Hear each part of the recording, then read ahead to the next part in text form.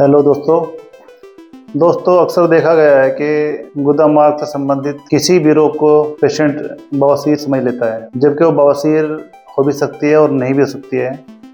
इसमें कई प्रकार की बवासीर हो सकती है, जैसे फिशर, बगंदर, फिस्टुला। तो दोस्तों इस चीज़ को पता करना कि पेशेंट को बवासीर है, बगंदर है, फिशर है, क्या है, अपने डॉक्टर से बात करने के बाद ही इसका डायग्नोस सही हो पाता है। अगर किसी को गुदा मार्ग में कोई समस्या है, किसी को ब्लड आ रहा है, ईचिंग है, दर्द है, तो इसका ना प्रॉपर डायग्नोज बहुत ज़रूरी है।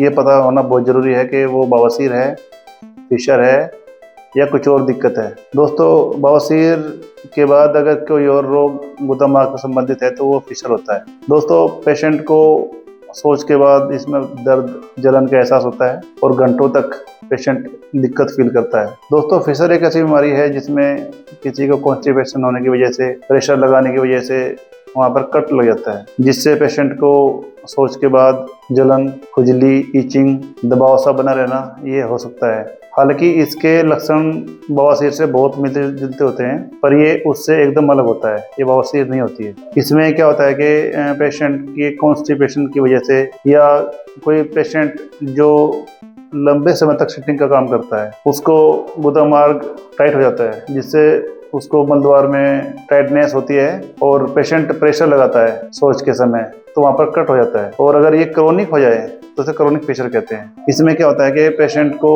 गुदा मार्ग में जख्म, कट हो जाता है, जिससे वहाँ पे ब्लड भी आ सकता है, खाली पेन भी हो सकता है या फिर दोनों भी हो सकते हैं। इसमें पेशेंट को कोई डरने की ऐसी जरूरत नहीं होती कि उसे बवासीर हो गई है। इसमें पेशेंट को अपनी कब्जी का ध्यान रखना चाहिए। अगर पेशेंट को कब्जी नहीं है तो वो काफ़ी हद तक ठीक हो सकता है और वो जख्म भरने के बाद दर्द से राहत मिल सकती है। पेशेंट को ईचिंग वगैरह या खुजली वगैरह जो भी वहाँ होती है।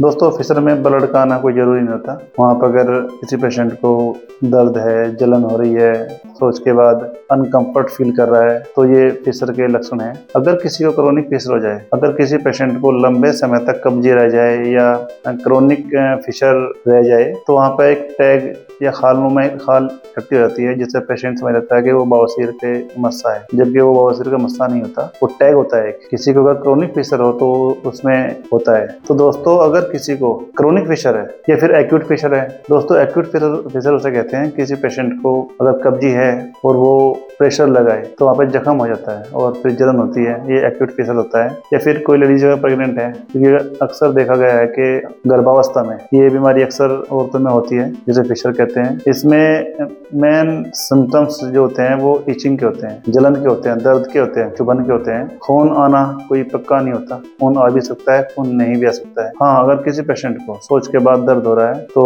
उसको चाहिए कि गर्म पानी में बैठना, अपने कब्ज को दूर करना और स्पाइसी फूड को अवॉइड करना। इससे पेशेंट को काफी हद तक राहत मिल सकती है और वो जख्म भर सकता है। अगर किसी पेशेंट को क्रोनिक फिशर हो गया है, काफी ट्रीटमेंट करने के बाद भी अक्सर पेशेंट को हो जाता है, बार बार हो रहा है, तो ये ध्यान देने वाली बात है। इसमें स्पाइसी फूड को बंद करें और इसका प्रॉपर ट्रीटमेंट ले और पेशेंट को काफी हद तक राहत मिलती है और पेशेंट ठीक भी होते हैं, ऐसी बात नहीं है। हाँ, अगर किसी को क्रोनिक हो गया और वो कई बार ट्रीटमेंट के बाद भी ठीक नहीं हो पा रहा है, तो फिर एकमात्र ऑप्शन बचता है कि उसकी सर्जरी हो जाए। तो दोस्तों ध्यान रखें। Thank you.